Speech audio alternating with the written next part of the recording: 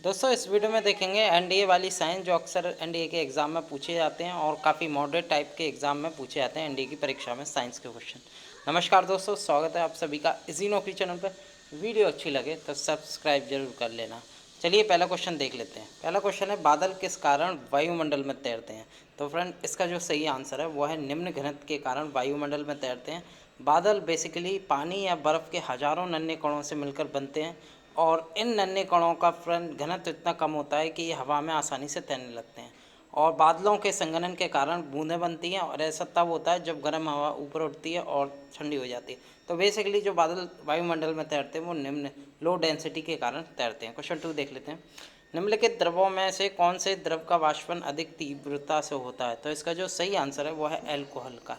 Alcohol का जो वाष्पन है वो अधिक तीव्रता से होता है। बता दूं फ्रेंड, जिस द्रव का क्वथनांक कम होता है वह अधिक तीव्रता से वाष्पीकृत होता है। ठीक है, याद रखना, उल्टा होता है।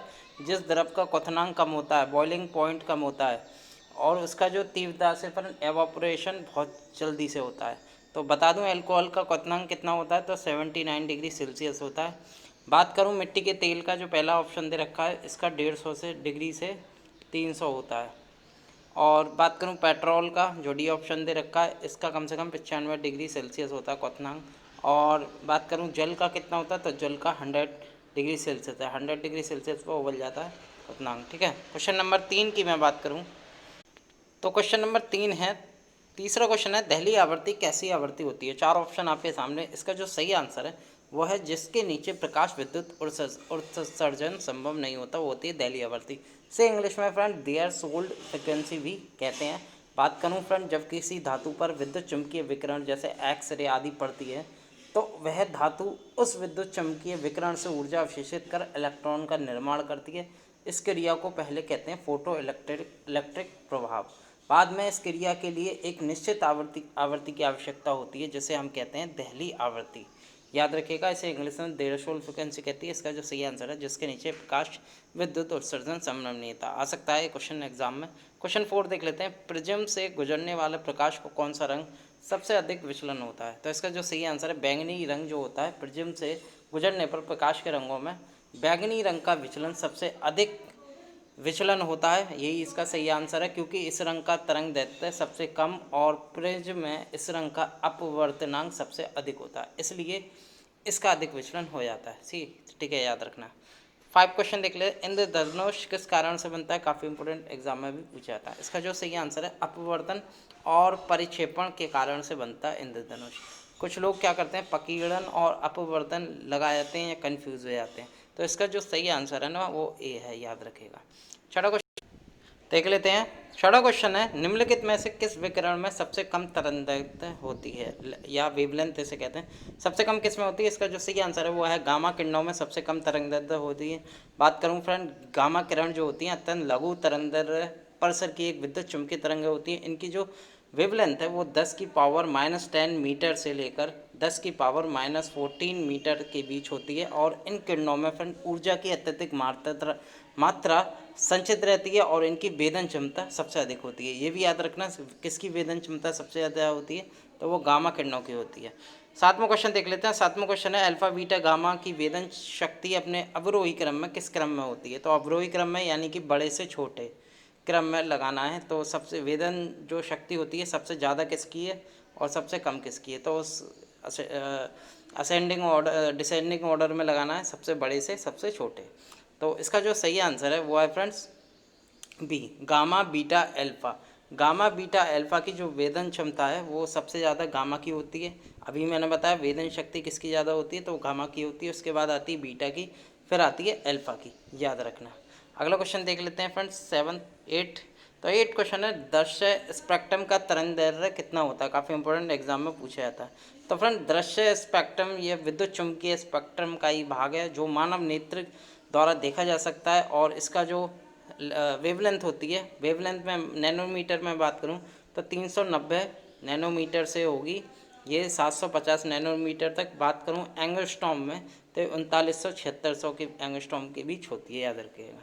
नमा क्वेश्चन देख लेते हैं। नमा क्वेश्चन है, निम्नलिखित में से कौन सी धातु मुक्त अवस्था में पाई जाती है? तो काफ़ी इंपॉर्टेंट क्वेश्चन है। इसका जो सही आंसर है वो है फ्रेंड तांबा। तांबा बेसिकली मुक्त अवस्था व संयुक्त अवस्था दोनों में पाई जाती है, और तांबा को फिर उत्कृष्ट धातु भी कहा जाता है। यह एक संक्रमण तत्व है और आदि मानव द्वारा सबसे पहले तांबा का ही उपयोग किया जाता है। याद रखिएगा, तांबा इसका सही आंसर। 10वां देख लेते हैं, ग्रेफाइट में परतों को एक दूसरे से मिलाकर रखा जाता है। तो फ्रेंड किस बलों द्वारा होता है? तो इसका जो सही आंसर है वान डर वाल्स बलों द्वारा ये एक दूसरे के मिलाने के लिए वान डर वाल्स बलों का प्रयोग किया जाता है। और फ्रेंड बात करूं, जो वान डर वाल्स नामक वैज्ञानिक के नाम पर ही इनका नाम वान डर वाल पड़ा, याद रखिएगा। अगला क्वेश्चन देख लेते हैं, 11वां, कास्ट स्पिरिट क्या होती है? काफ़ी इंपॉर्टेंट एग्जाम। तो इसका जो सही आंसर है वो है मेथिल एल्कोहल को हम कास्ट स्पिरिट भी कहते हैं। मेथिल एल्कोहल का फॉर्मूला होता है CH3OH, ठीक है, याद रखिएगा। इसे कास्ट स्पिरिट भी कहते हैं, एग्जाम में पूछा गया है। 12वां क्वेश्चन देख लेते हैं। 12वां क्वेश्चन है, अग्निशमन वस्त्र किससे बनाए जाते हैं? किससे बनाए जाते हैं? इसका जो सही आंसर है वो है एस्बेस्टस से बनाए जाते हैं अग्निशमक। ये एग्जाम में पूछा गया, इसलिए मैंने अपने क्विज में रखा। 13वां क्वेश्चन देख लेते हैं। 13वां क्वेश्चन है, चर्म रोग के उपचार में प्रयोग किए जाने वाला आइसोटोप कौन सा है? आइसोटोप चर्म रोग में। तो इसका जो सही आंसर है वो है radio phosphorus. Friend radio phosphorus 32 लिख देता हूँ, फास्फोरस 32, जो कि इसका प्रयोग चर्म रोगों के उपचार में किया जाता है, ठीक है, याद रखिएगा। 14वां क्वेश्चन देख लेते हैं, क्यूरी बिंदु तापमान पर निम्नलिखित से क्या होता है? क्यूरी तापमान क्या होता है? क्यूरी बिंदु, क्यूरी पॉइंट क्या होता है? तो इसका जो सही आंसर है, धातु का चुंबकीय गुण यहाँ समाप्त हो जाता है क्यूरी पॉइंट पर।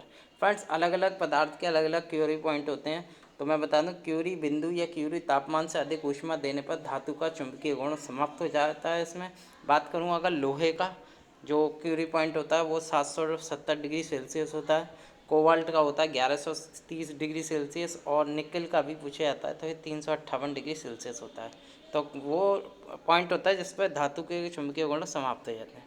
15वां देख लेते हैं, एरिनियोलॉजी है तो क्या है? एरिनियोलॉजी काफ़ी पूछा जाता है एग्जाम में। तो इसका जो सही आंसर है वो है मकड़ियों का अध्ययन करना होता है। मकड़ियों का अध्ययन क्या होता है? एनियोलॉजी के अंदर ही आता है, याद रखिएगा। अगला क्वेश्चन है काफ़ी मोस्ट इंपोर्टेंट, 16वां क्वेश्चन, समुद्र में पादप कितनी गहराई तक प्रतिबंधित होते हैं? तो कितनी गहराई तक प्रतिबंधित होते हैं? इसका जो सही आंसर है वो है 20 मीटर। फ्रेंड लगभग 20 से 30 मीटर तक प्रतिबंधित होते हैं पादप, क्योंकि फ्रेंड पौधों को जीवित रहने के लिए प्रकाश संश्लेषण की आवश्यकता होती है। अगर अधिक गहराई में रहेंगे तो सूर्य का प्रकाश वहाँ तक पहुँच नहीं पाता और भोजन नहीं बना पाएंगे, इसलिए ये 20 से 30 मीटर तक दिखाई पड़ते हैं, ठीक है, याद रखिएगा। 17 क्वेश्चन देख लेते हैं, गोबर गैस में सामान्यतः प्रमुख जो गैस होती है वो कौन सी होती है? तो काफ़ी इंपॉर्टेंट, तो इसका जो सही आंसर है मेथेन होती है। मेथेन का फॉर्मूला क्या होता है फ्रेंड्स? CH3। और बात करूं फ्रेंड्स, इसमें मुख्य गैस मेथेन ही होती है। मेथेन करीब 55% इसमें पाई जाती है। इसके बाद हाइड्रोजन आती है 7.4% आती है, और मेथेन के बाद में बात करूं सबसे ज़्यादा जो पाई जाती है वो कार्बन डाइऑक्साइड पाई जाती है, 35% पाई जाती है, और इसमें हाइड्रोजन की मात्रा 7.4, नाइट्रोजन 2.6 और हाइड्रोजन सल्फाइड कुछ अंश में इसमें यूज़ होती है।